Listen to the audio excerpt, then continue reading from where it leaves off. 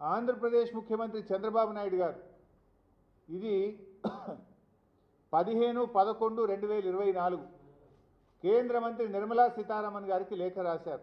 మేము ఇట్లా ప్రాజెక్ట్ కట్టుకుంటున్నాం, మేము 80,112 కోట్లతో ఈ ప్రాజెక్ట్ కడుతున్నాం, దీనికి డబ్బులు ఇవ్వండి, కేంద్ర ప్రభుత్వం బడ్జెట్లో నిధులు పెట్టండి అని ఆంధ్రప్రదేశ్ ముఖ్యమంత్రి గారు 15/11/2024 నవంబర్ 2024లో ప్రాజెక్టు రూపకల్పన అయిపోయింది. పైసల కోసం ఢిల్లీకి ఉత్తరాలు రాస్తుండే చంద్రబాబు నాయుడు గారు. ఇది 15/11/2024. ఇంకో ఉత్తరం రాసిండు 31 డిసెంబర్ 2024. నిర్మలా సీతారామన్ గారికి రాశారు. ఏమని? గోదావరి టు కృష్ణా రివర్కు 13,511 కోట్లు, కృష్ణా రివర్ నుంచి బొల్లంపల్లి రిజర్వాయర్కు 28,560 కోట్లు, బొల్లంపల్లి రిజర్వాయర్ నుంచి బంకచెర్ల హెడ్ రెగ్యులేటర్కు 38,041 కోట్లు, మొత్తం కలిపి 80,112 కోట్ల రూపాయలు ఖర్చు అవుతుంది.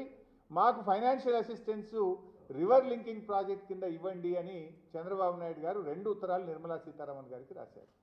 దీని మీద ఆర్థిక శాఖలో ఫైల్ కదులుతూ ఉంది. నిర్మలా సీతారామన్ గారు ఏడీబీ నుంచి, ఏషియన్ డెవలప్మెంట్ బ్యాంక్ నుంచి 40,000 కోట్లు ఇప్పిస్తామని ఆంధ్రప్రదేశ్కు మాట ఇచ్చారు. ఏషియన్ డెవలప్మెంట్ బ్యాంకు కూడా వీళ్ళు ప్రతిపాదనలు పంపించి ఆంధ్రప్రదేశ్ 40,000 కోట్లు తెచ్చుకొని గోదావరి బంకచెర్ల ప్రాజెక్టు ముందుకు తీసుకొని పోతా ఉంది. మరి ఇప్పటిదాకా ఈ రాష్ట్ర ప్రభుత్వం మరి నిద్రపోతుందా? సోయి లేదా? వాళ్ళేమో ప్రాజెక్టు రూపకల్పన అయిపోయింది, కేంద్ర ప్రభుత్వాన్ని డబ్బులు అడుగుతూ ఉన్నారు, ఏడీబీ దగ్గరికి వెళ్ళి డబ్బులు తెచ్చుకునే ప్రయత్నం చేస్తున్నారు. మీరు కనీసం మీకు బాధ్యత లేదా? గోదావరి మీద మా ప్రాజెక్టుల క్లియరెన్స్లు పెండింగ్లు ఉన్నాయి. ఏపీ రియాగ్నైజేషన్ యాక్ట్ ప్రకారంగా మేము ఒప్పుకోవాలి, అపెక్స్ కమిటీ కౌన్సిల్ సమావేశం జరగాలి.